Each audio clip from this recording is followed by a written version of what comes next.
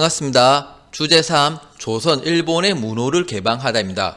이 주제는 청과 일본의 개항 후 변화, 그리고 이것과 연결선상에서 조선의 개항 과정과 강화도 조약을 다룹니다.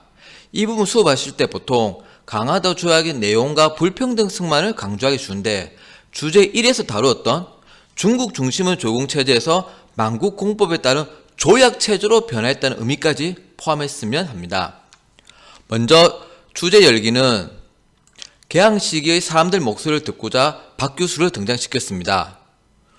제너럴 셔머 사건 때는 평안 감사였지만 능동적인 개항을 주장한 박 교수의 이야기를 통해 조선의 문호 개방에서 주체적인 성격도 있음을 한번 생각해 보면서 수업을 하시면 어떨까 합니다.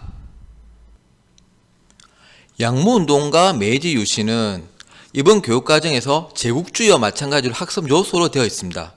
그래서 이 부분이 그냥 가볍게 넘어가는 내용이 아니라 주제 열기에서 박 교수가 청을 여러 차례 방문하면서 문호 개방에 대한 생각이 강해진 것과 연결하여 청과 일본의 개항 후 변화가 조선에 영향을 미쳤음을 짚어줘야 합니다.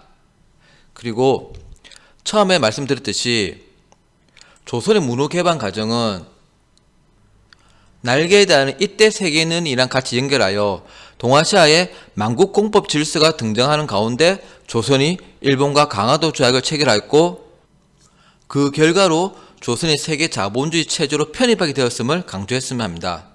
그리고 강화도 조약의 불평등성은 뒷페이지에서 조미 조약과 같이 묶어서 서술하였습니다. 서양과의 조약 체결 과정은 개화정책 단원에 두지 않고 여기에 넣었습니다.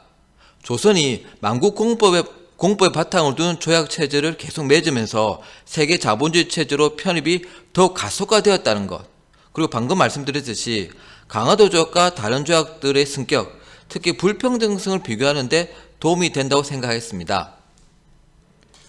다음 페이지는 조선이 맺은 조약들은 어떤 부분이 불평등하였을까입니다. 강화도 조약의 부속 조약에서 흔히 쌀의 무제한 유출과 무관세 무역을 허용했다고 말하는데, 이것은 좀 조심스럽게 접근해야 합니다. 정확히 말하면 일본으로 쌀이 유출되는 양을 제한하지 않았고 일본 상품에 관세를 부과하는 조항을 마련하지 않았습니다. 그래서 결과적으로 쌀의 무제한 유출과 무관세 무역이 가능해졌습니다. 아래 자료 톡톡에 있는 조항은 학생들과 하나하나 살펴보면서 정리를 해두시기를 권합니다. 그리고 흔히 강화도 조약의 해안측량권, 영사재판권, 무관세 등이 문제가 있다고 이야기는 하는데 왜 그것이 문제가 되는지를 간략히 따로 설명해 두었습니다. 증량후 역량 키우기 이번 문제는 새로운 형태로 만들어 보았습니다. 강화도 조약 체결 당시 신원과 구로다 간의 회담은 3차례에 걸쳐 진행되었고, 신원과 구로다는 각각 기록을 남겼습니다.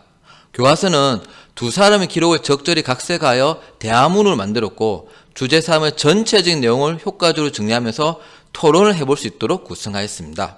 그러면 이상으로 주제 3을 마치겠습니다.